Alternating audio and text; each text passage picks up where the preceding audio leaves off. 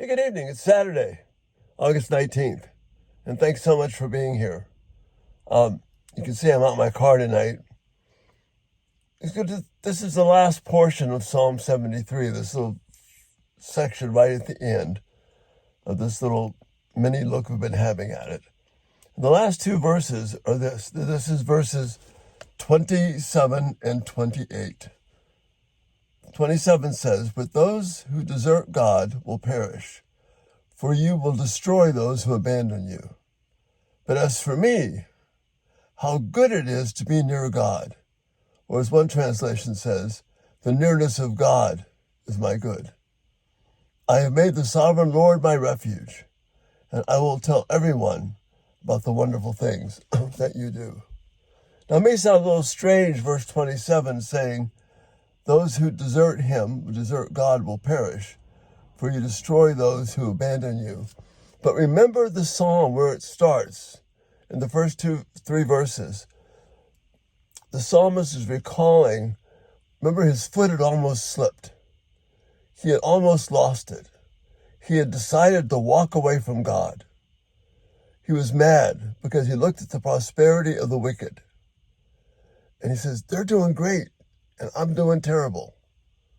And he doubted God. And he was upset, and his heart was bitter within him. And then he looked at all the ways that he thought that the wicked were actually prospering and doing well.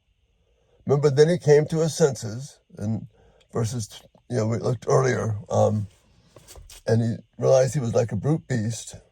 And then he started remembering the wonderful things of God. So now as he ends the psalm, he ends it this way.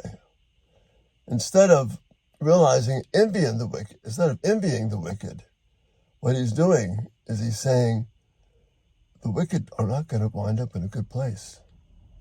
Those who desert him will perish. You will destroy those who abandon you. See what he's saying? I was wrong when I envied the wicked, because they will not flourish, even though they think they will. So that's the contrast. And the Hebrew poetry does this a lot.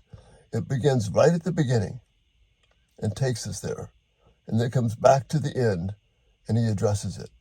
So now we're set up for verse 28, and this is how he ends the psalm. "But as for me, how good it is to be near to God."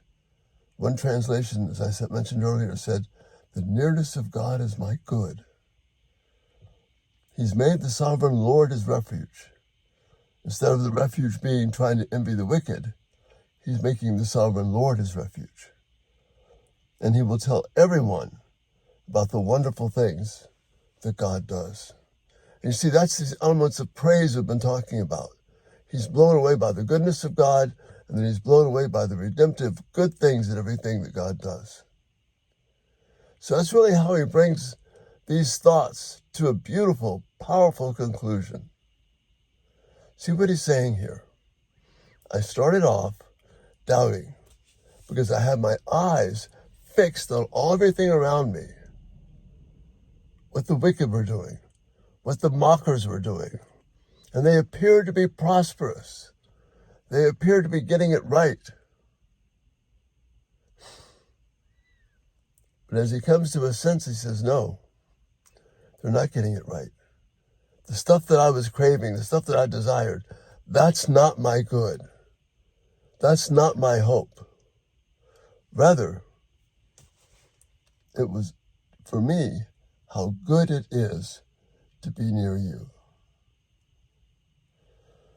I haven't made all this stuff around me my refuge. I'm making God my refuge.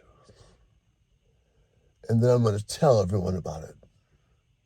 So that's how we're wrapping up this end of Psalm 73. It's been so rich. It's been so encouraging for me to go through it again. And I encourage you, look at these verses.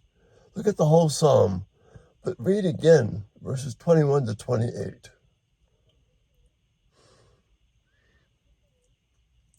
Let's not envy the wicked. Let's not just assume that they're doing well.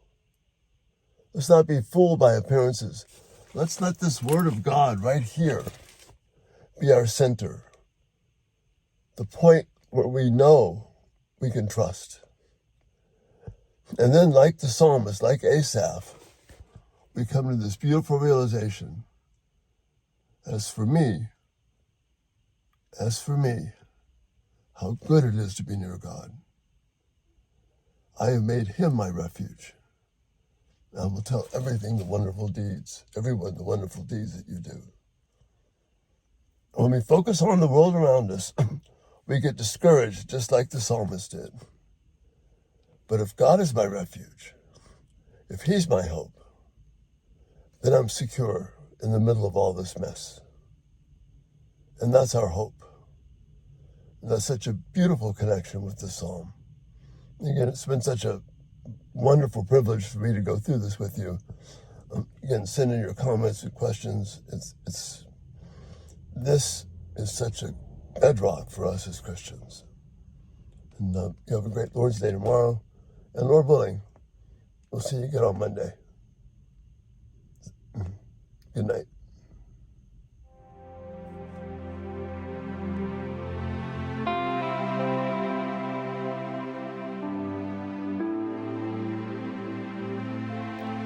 Thank you for watching.